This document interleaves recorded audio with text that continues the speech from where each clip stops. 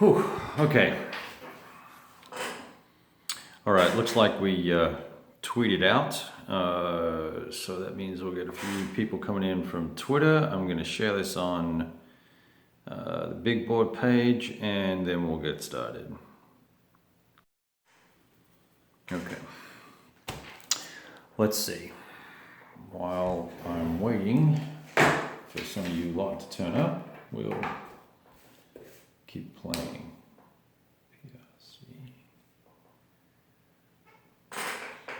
Okay. Hey Chuck, how you doing, man? It's funny that does the camera look okay? Since while I've just got you here by the looks of it, I will ask you if the camera looks okay in terms of the orientation.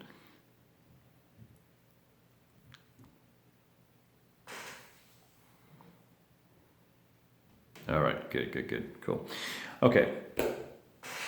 I'm not going to wait around too long for folks to join in. I'm just because I do actually want to keep playing. So a recap, since the last time I did a live edition of this gameplay, I think it was late turn 7, and so since then, the far end of the map down here, there's been a fairly significant change of events, and we'll probably dig into that in a second, and then we will also hey Flying Rhino, how you doing there? So we'll look at that in a minute. I've got the squeaky chair today, unfortunately.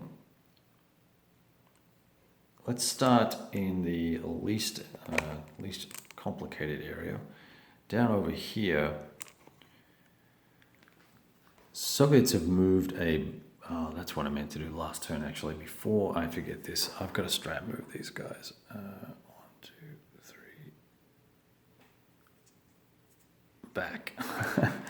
Up into this part of the neighborhood.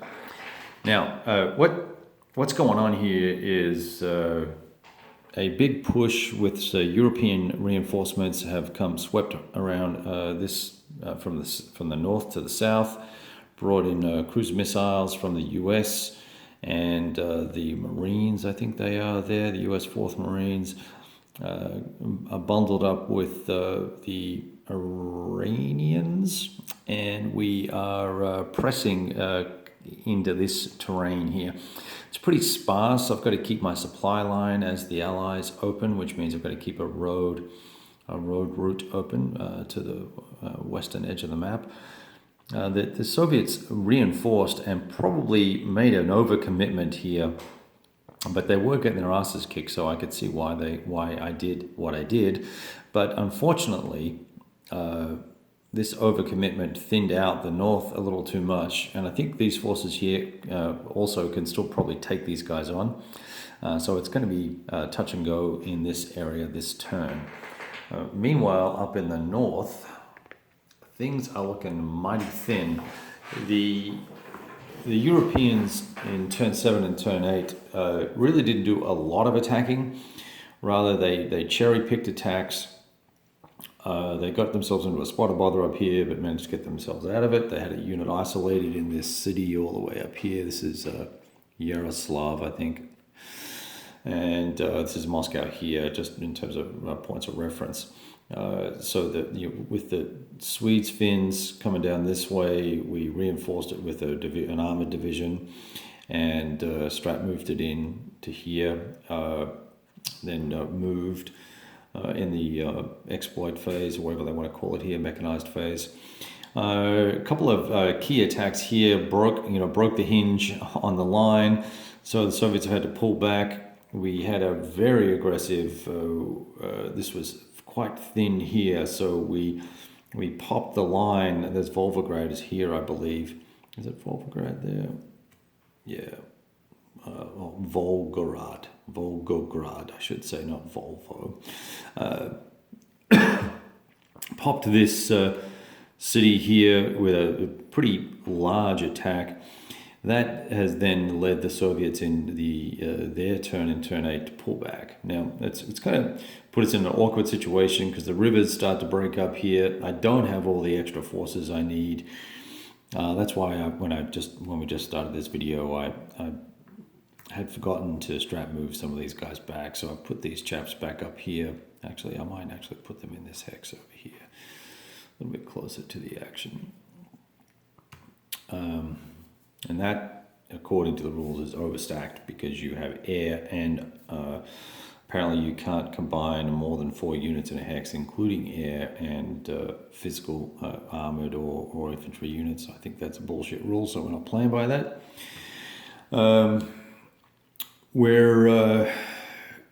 So this has been kind of difficult, and as the US has now regained probably 95% of its strength through rebuilds, we're really looking for an opportunity to dive deep in and continue to do what we need to do to win, which is to acquire urban centers in this now sparsely populated area. So the Russians have been defending pretty heavily around Moscow for the psychological value of that, I guess. I just saw 4 more units that the Soviets didn't move last turn. These are kind of light guys, but well, 1, 2, 3, 4, 5.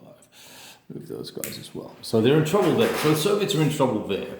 It's the US-European turn right now. We're going to do that in just a second, and I appreciate a bunch of people joining in here. Look at that. Hey, Frenzy Kitty and Mike Curtis, good to see you, dude. Who else we got here? Someone that looks like Suzuki is here. Oh my gosh, the original Grognard has joined us. Devon, hello. Good to see all you guys now. Oh, Gareth. Okay, that's who Frenzy Kitty is. Okay, all right, cool. So let's have a look at the Chinese situation because this is kind of interesting, and then we'll kind of get cranking here. Now, I was thinking that the Chinese really had no chance with these pissy infantry divisions, but through the careful use of encirclement, we were able to force D1s or retreats, which when encircled, even if you have one hex that you could retreat into that has an enemy zone of control in it, there's nothing else, you're eliminated. So they knocked the snot out of the Soviets up there, forced them to give up all these city hexes here, and they're now in a world of bother. There's one city here left that they're using for combat supply. So these guys are all in combat supply. They're out of movement supply, so all their movement here is halved. So the Soviets are in a world of pain there. But it gets worse. So if we now roll over to this side of the map and look at the PRC. The PRC in this game, it is, I think, unless you are massively clever factor counter, it's almost impossible for the Soviets to stay ahead of the replacement rate of the PRC. The Soviets were doing everything they could to knock out 3, 4, or 5 units a turn. The Chinese get 6 infantry divisions back every turn, plus 1 armored unit. I can't keep up with that. All I need is 1 exchange and I'm screwed and I lose a bunch of guys. So last turn, the Soviets brought all the reinforcements down on the western edge of the map because they're in a world of hurt here. Chinese have now rebuilt their strength and they are pressing pretty deeply here, trying to get to Vladivostok before the Japanese do. The Japanese hovercraft units are trying to make their way into the map, into the birth rate's a killer, into this area here. What the Japanese want to do is capture 1 city to prevent a Chinese victory. But they can't attack the Chinese, of course, because they're on the same side. So they've got to capture there's Vladivostok here, there's this city here. So we may make a little reversal and try and attack that there. Note with these hovercraft units, I can go 1, 2, 3, 4, 5, 6, 7, and dink myself into here. somewhere and actually try and jump on this hex if I can. That's one mistake I made last term for the Soviets in terms of planning movement. I was just trying to block the guys here. But they're hovercraft, they can move by sea. I do need to check the naval amphibious landing rules. Probably won't do that this turn, but I do have a stack just sitting off screen here that are ready to do an amphibious landing if possible. Up in this kind of central area here, we've got all these guys. We're trying to reinforce these two cities up here. They just got swamped by infantry units, stacks of 4, just being massively rude to the Soviets, and the Soviets said, screw that for a joke, and we're out. They've lost 1, 2, 3, 4, 5, 6 divisions over there to these mealy-mouthed attacks. There's a cruise missile unit there the PRC have been using. They had 2 of those over here. The Chinese conducted a holding action here in the double terrain, all these brown rough areas of double terrain, and sent the cruise missile units over to support these dudes here, and just made a mess of the Soviets. They've then sent 1 cruise missile unit and a couple of armored units down to finish the encirclement down here. Hoping the picture's okay. Let me just focus a little bit for you. You guys are commenting like crazy. So here we go. That's kind of the status of the situation. The Chinese are done for the turn. They had 1 successful attack here, which was this little dude here. So now what I'm going to do is let's just see. Why don't we? Let's see how many people we got here. We've got 9 folks. Why don't we do the magazine giveaway? And that way, everybody who wants to stay and watch me play can do that. And those guys that don't want to watch gameplay can sod off if they want to, so they don't have to sit and watch the game in order to win. That's not why I did it. I just wanted to do it live so that it would be fun. So let's see. We got 10 folks. I'm going to write. Hey Scott, I'm going to write names or usernames down, and we'll go through it. And in order for me to do that, I just be patient. So I got Bogan. I can see you. I got Frenzy Kitty. That's Gareth, right? Frenzy Kitty. What a crack name, Gareth. And I know Chuck is here, and I know Mike Curtis is here. I'm going to scroll up. I can only see 3 lines at a time, so it's kind of lame. Aardwolf's Lair. Who are you? What is your real name, Aardwolf? And do you have a Facebook page, a Facebook name, Aardwolf's Lair? Flying Rhino overseas. Look at that. Okay. Just scrolling up here. Bogan, Aardwolf's Lair, Frenzy Kitty. Mike, Ryan Opal. Okay, Ryan, I'm guessing you're going to want to be in the draw. And I have to let my buddy Devin be in the draw, I suppose. And if you'd stop posting, that would help.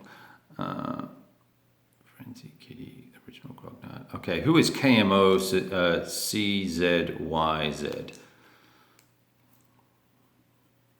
Is he still here? If you are, please post. Please post a comment. And now I just lost you. Okay.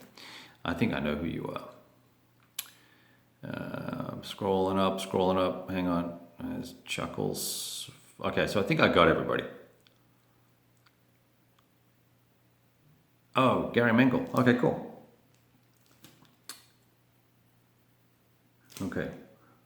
Let's do this. Let's see how many people we got. Okay, hang on just one sec, guys. All right, I just had to deal with a woman. Yes, mate. How you doing? I'll be back 15 minutes.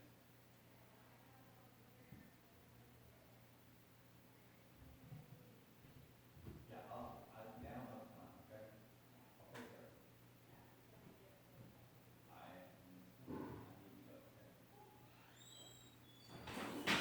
All right. Sorry about that. we had a tree fall down in our driveway, and so I need to go and cut parts of it up.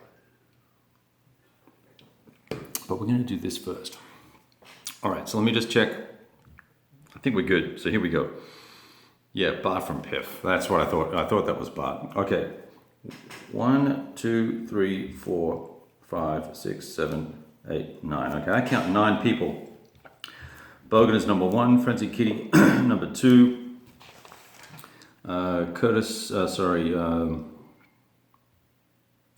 Chuck is number 3. I better make that actually look like the word Chuck so I know what it is later. Mike Curtis. 4, Aardwolf, that's Gary. 5, Flying Rhino. 6, 7 is Ryan. 8 is Devon. 9 is Bart. So we've got 9 people. Yes, you're there, Bart. I got you. Okay. All right, let's get a die. Now, obviously, I don't have a D9. But what color you want to use? You know what? Let's use this little red guy. Where's one that rolls well? Okay.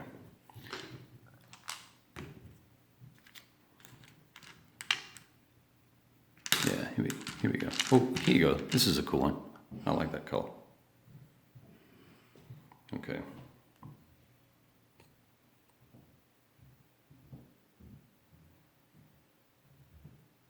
Okay, here we go. I'm going to roll it on the map. And then here's the deal. Okay, whoever wins, everyone else, you're welcome to stay. I am going to play the European turn here, and then I'm going to go cut down a tree by the sounds of it. So we got that. Okay, so here's what we're winning. Counterfact magazine. For some reason, they sent me 2 copies. It may well be that I ordered 2 copies. It's got this thingamajiggy in it. What If 1936, which I have played my other copy of. It's quite an interesting game. It's a little bit risky, but it's good, and it's certainly worth reading the articles in the magazine as well. So here we go. For the win, a 0 will be a reroll, and it's a 7. 777 was Ryan. Okay. I don't have Ryan's last name. Ryan is here somewhere. I saw him join in. Ryan Opal. Okay. Is the winner. Okay, Ryan, here's what you're going to need to do, dude. Yeah, lucky 7, really. What you're going to need to do, Ryan, if you're here, I need to see a response from you. And then I need you to send me a PM on Facebook or Twitter, or you can post a comment on my blog. That's funny, Gary. You just need to send me a note with your address, okay? But I would like to see Ryan actually respond here to make sure that he is here. If he's not here, I'm going to scratch his name and we're going to re-roll it. Ryan is there. Okay, all right. So Ryan, yeah, hopefully you heard what I said. Please PM me on Facebook, Twitter, or on the blog at thebigboardgaming.com. You can make a note there or make a comment on a post, and just give me your email address, and I will send you the details on how I'm going to ship the game to you. Okay. All right. So that's that. So here's what we're going to do. Now that we've done that little exercise, let's play the.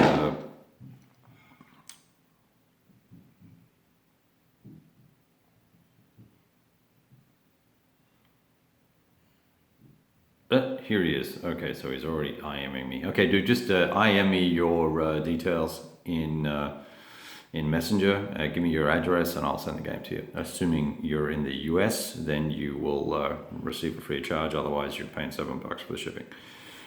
Okay, here we go.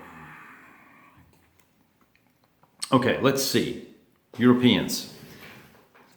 Make sure we do this the right way. I still like to refer to the sequence play so I don't screw stuff up too badly. strategic movement first. I have no strategic movement as the allies to do at the moment, so we're just going to dig in right now. You're welcome, Ryan. And we're going to work out how to crack and head this way to pick up, there's a couple of cities here. I need 40 cities, or 45 cities, I believe, to win the game for the US NATO forces, or US European forces. All right. Major river, it's going to be +2, except I can cross over here. Looks like they left that open, so that was dumb. 1, 2, 3, 4, 5, 6, 7, 8. 1, 2, 3, 4, 5. To here.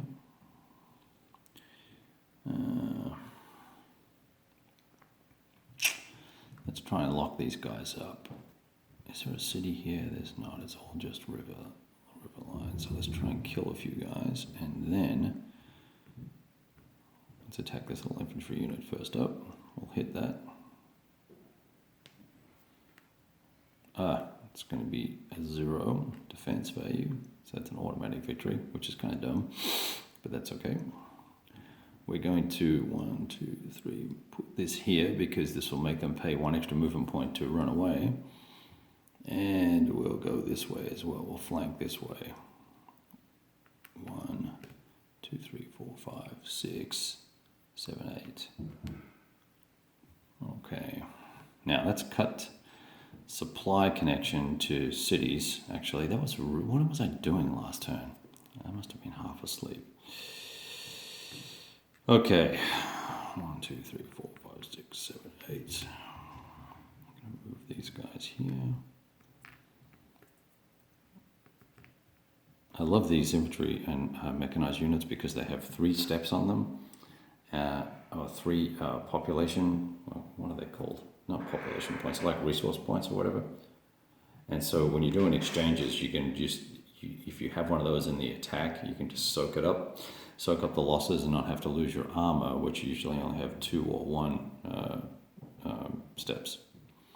All right, 1, 2, 3, 4, 5, 6, 7, 8 to there. We're moving 8 because it has 5 movement points, and we get 3 extra, I believe it is, if you are not in a zone of control and do not end in a zone of control. All right. So there's that. So this attack, well, we're just going to kind of skip around the sequence of play. That attack is going to go through. I'm only going to advance 1 unit into that hex there. And now let's go focus on this end of the map up here. Now here we've got stuff that's a little more interesting. Cutting the tree will not be live streamed, Scott. That is because I'm actually, just for a bit of exercise, I'm doing it with a handsaw. So it's going to take me 2 or 3 hours to get through, I think, because it's about a 20-foot long tree, which is halfway across the driveway. Okay, where we have all sorts of opportunities here, and the first thing I want to do is capture this city with the Turks here, and go 2, 3 to there, these guys to here, 1, 2, 3 to there, 2, 3, 4 to there. I can actually move this guy 1 more hex up, so we'll put 4 units in that hex. Okay, 1, 2, 3, 1, 2, 3, 4, 6 to there. Okay, now I've got the bulk of the US Army down here with cruise missiles, and I'm angry, and I want to get even with these Germans, these Soviets who've been jacking with me. I keep forgetting I'm not supposed to be looking at the stacks. So let's try and get a decent attack on this guy here. 1, 2, 3. 1, 2, 3 into there. 1, 2, 3, 4 into here. +1 for the zone of control. This guy will do the same thing. And then we're all in here. 2, 3, 4. These guys. 1, 2, 3, 4, 5. We need to get, I may not be able to get cruise missiles in. Here we go. 1, 2, 3, 4, 5. Just make it. I don't have my tweezers. 1, 2, 3, 4, 5. Okay, they can make it. Beautiful. And I think we want to push up here and try and block any reinforcement. 1, 2, 3, 4. 1, 2, 3, 4. 3, 4, 5.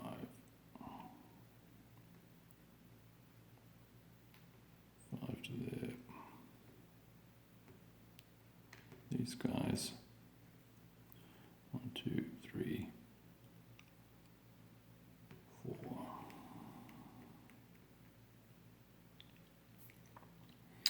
Little dinky Turks. Caps will stay in this city here. 1, 2, 3, 4, 5.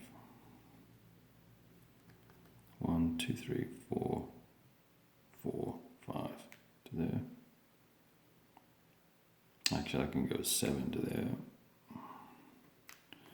These dudes, hovercraft.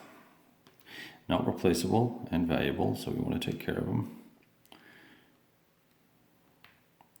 1, 2, 3, 4, 5, 6.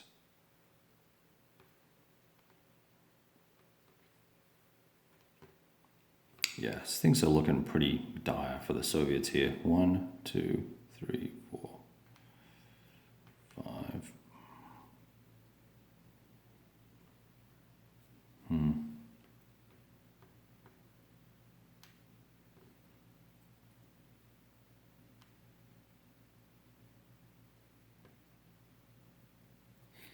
You know what? I bet you we could make an attack right there if we wanted to. We're going to do that. 1, 2 to here. I'll pull this unit back and let's leave him, put him in that city. These guys will move 1 hex to there. They can do that. These guys will pop into here. So we're going to do this attack here. That guy. And now these Euros.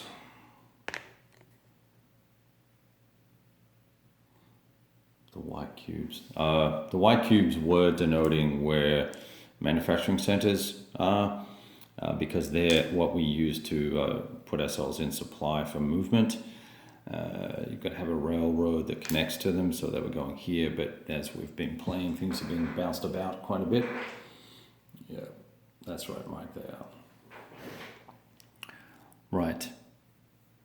Well, the European army is using the more mass is better than less mass strategy, and just piling all sorts of crap into an attack, and it seems to be working. That's 3 there, and then 1, 2, 3 more there. That's 4. These guys will pile in here. That's 3. We'll put the cruise missiles in for 4. Let's see if I can do this. I can go 2 MPs to there without splashing stuff everywhere. We're going to run the risk of being attacked, potentially counterattack there, but I'm up for it. And now I'm going to send another 20 factors this way. 1, 2 into there. And these guys will cover flanks this way with these dudes.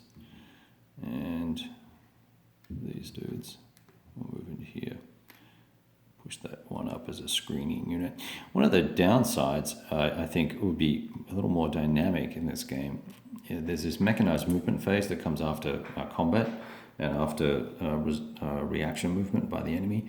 Is when you have that kind of exploit or mechanized move phase that you could do overruns or additional attacks that would make it interesting. But all you can do is actually move. I guess that is what it is. All right, up here, I want to try and slow down any Adjustments by the enemy. I have no other forces here. I'm not going to be using any air. Let's see. So 20 and 28 is 48. And here is 68, 69, 69, 79, 82 factors. It's a ridiculous amount. Let's hope that's clear terrain. 82, it's not, it's doubled. Shice. Okay. I should have looked at that first. 82 factors attacking. 6, 12, 17, that's 34. This could get ugly. 34. So that's going to be a 2-to-1 attack. But I have one cruise missile unit. Where was that guy? One cruise missile unit. Yeesh. So that makes it a 3-to-1. All right. We just don't want to roll that number, a 5. That's probably not good. I think that's going to be an exchange. 5 on 3-to-1. Nope, it's D2. Okay, D2 is not a bad result. Although, yeah, it's a great result, in fact, because, oh no, they can, no, they can't retreat. If you're retreating into, well, so here's a question that I'm really not sure on the answer as I think about this. Retreating into a zone of control, you're not allowed to do it, but I'm continuing on. So I think these guys are eliminated, is what happens. That's what happens. They die. And we will shove these factors in here, and that's the first hex of Moscow has been captured.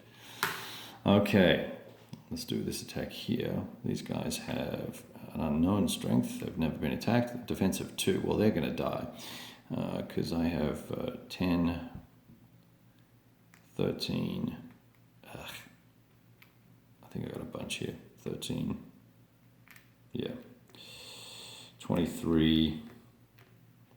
31. That's going to be 31 to 2. That's max odds. So they're dead. We don't even need to roll for them, and we will advance these guys in to here. And this is pretty much what I thought might happen this turn. It's starting to break down. Hey Kent, welcome. All right, let's keep going here. We got 18 people on. Well, how about that? Hey, and just so folks know, we have run the draw, and Ryan Opal was the lucky winner, and he has sent me his details. Let me tell you his address. No, I'm just kidding. He lives in Virginia, but there you go. So we have a lucky winner already. So if you were tuning in and being very patient and thinking, man, if I can just put up with this idiot for the next 20 minutes, then I'm gonna have a chance to win something. You were too late. So let's keep going and keep playing. But I appreciate everybody else who's joined in and said hi. And hey, Itinerant, how you doing, man? All right, we've got an attack here. Let's do this little bad boy. I'm gonna have to turn the air conditioner on, so it's gonna get noisy for a second.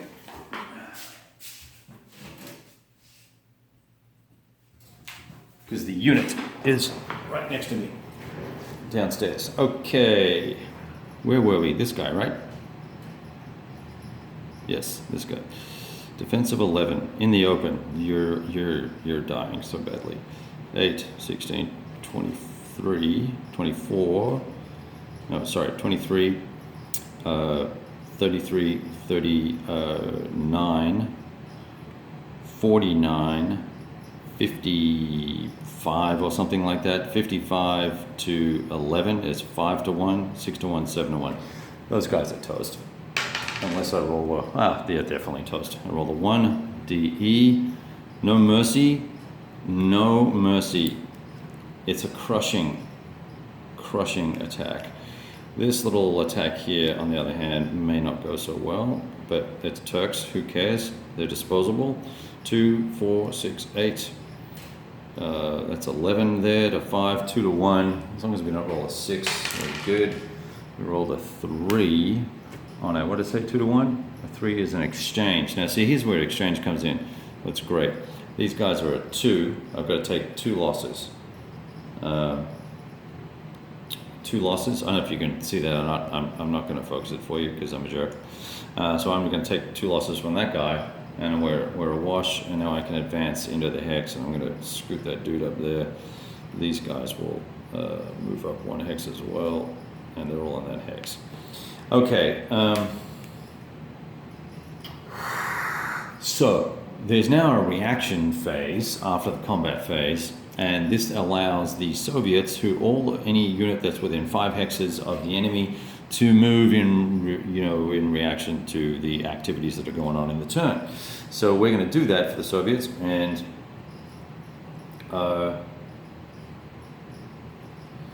yeah, I tell you what, you've just become quite the comedian when it comes to live play. There's something about the live stream that gives you your fantastic voice. Glad to have you here, dude. And this is where I start to freak out as the Soviet player, thinking it is all over, because I am out of units. That's why I put these replacements here, though. So let's see if we can put them somewhere useful.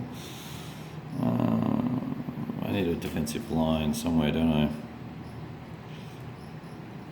See, here, to leave this hex, it's 2 movement points. I can only move half my movement factors, so 3, that's as far as I can get. There, these guys, if they want to retreat, they can go 2, 3. They're going to have their turn to move soon, so this is just like gravy. We'll get behind the major river. Major river's half the attacker. These guys can move 3, 1, 2. I think we're just going to do this with these guys, 1, 2, 3 on the road. Oh, is this a city here? It is. I'm going to pull this guy out. Put him here, 2, 3. We're screwed. I think we're screwed. I think that's what's happening. I'm going to have to back up here. These guys are going to bail out of this city, out of Tula, and back up 2, 3 to there. See, it's kind of, I think it's almost over by the shouting. As you can see, let's see if you look at the big. So here's all of Europe. We started here somewhere, and we're really hemming these guys in. Still getting a decent replacement rate, but here's the dead pile for the Soviets. It's become an unsustainable loss ratio. Whereas these guys at one point had 9 army armor divisions out, they're now down to just missing 5, and we've got all the US stuff back as well. And the US stuff are these stronger 2-step divisions, which are pretty mean and nasty in general. Okay, exploit move for the US European chappies. We will plunge across into here, half our movement, take Tula. These guys, I think will stay where they are, and we'll stage ourselves to attack this hex next turn. Even though that's a city, I'm feeling brave, we'll do that. In fact, we will lunge these dudes this way, 1, 2, 3 to here, get them ready for an attack next turn. Maybe we can force them to retreat without an attack. We'll punch these dudes up here. I think hovercraft count as mechanized units, I'm not really sure. There's probably in the rules, but I don't care at this point. Okay, armor, let's advance. So there's 1 armored unit here, he can move 3. 1, 2, 3.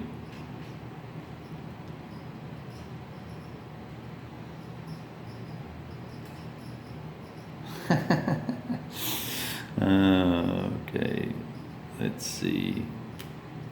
3 movement points for these guys. 1, 2 to there. 1, 2, 3 to there.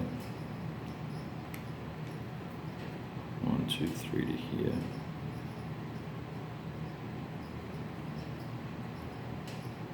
1, 2 to there. Okay, now here, 1, 2, and here, 1, 2, 3 to there, and these guys here. Oh, you know what? We better pull one guy back and cover this angle. We don't want any silliness taking out my cruise missile units. Okay, exploit movement over here. I did not do reaction movement here. I think I will give myself the benefit of the doubt there and allow a reaction move to there.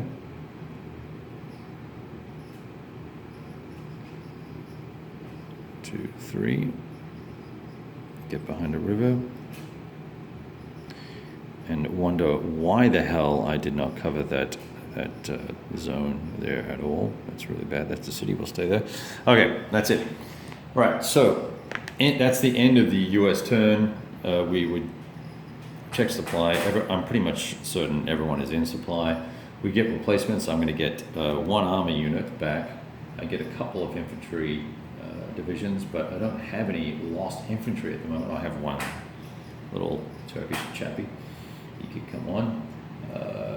Can't bring the cruise missiles, and I can bring, here we go, I get 3, and these guys can go into a city somewhere here. Replacement rate's pretty generous for the US Euro forces. The Soviet replacement rate is high as well, higher I should say. So I dig it, I see where they're coming from. But it's interesting. So, okay, so if we stop here and go, it's now the Soviets' turn. It's turn 9 of 26 turns. The Soviets are in what would be best described as a really shitty position, given the paucity of units we have here. All this stuff, this is air, right? So if I were to just, and we can move these around in the strategic turn, but if I were to just bundle this stuff up, and we can reallocate it wherever we want, really.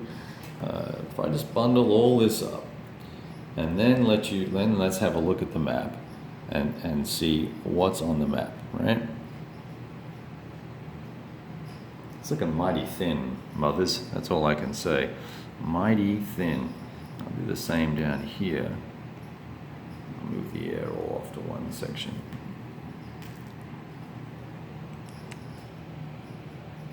All right.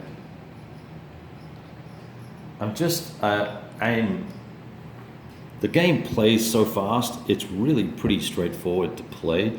So I have absolutely no problem playing a couple extra turns. But I feel like the bulk of the game is played. The excitement of working out the strategies and understanding the game mechanics and kind of digging in a little bit and working out how things work.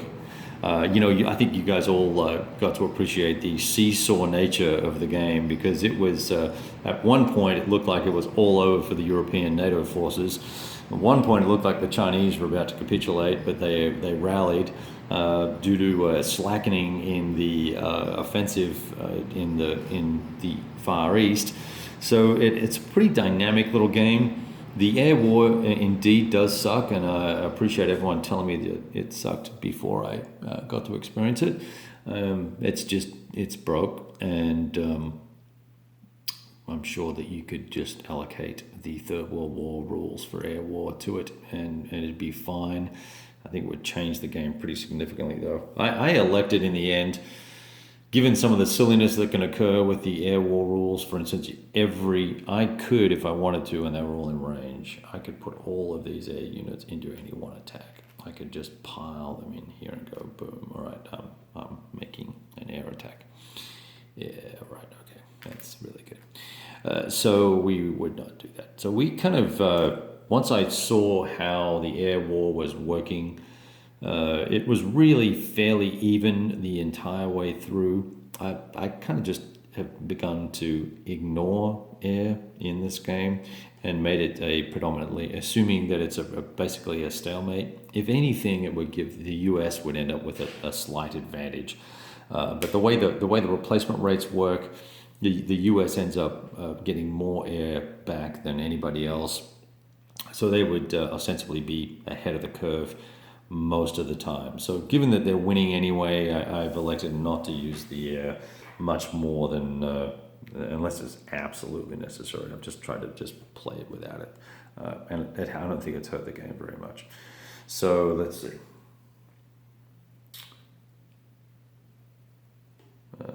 So let's see.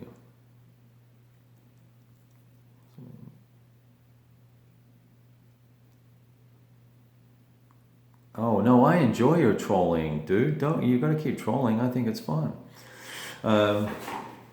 It makes me laugh, and I'm waiting for you to do a live video so that I can troll you. Okay, let's see.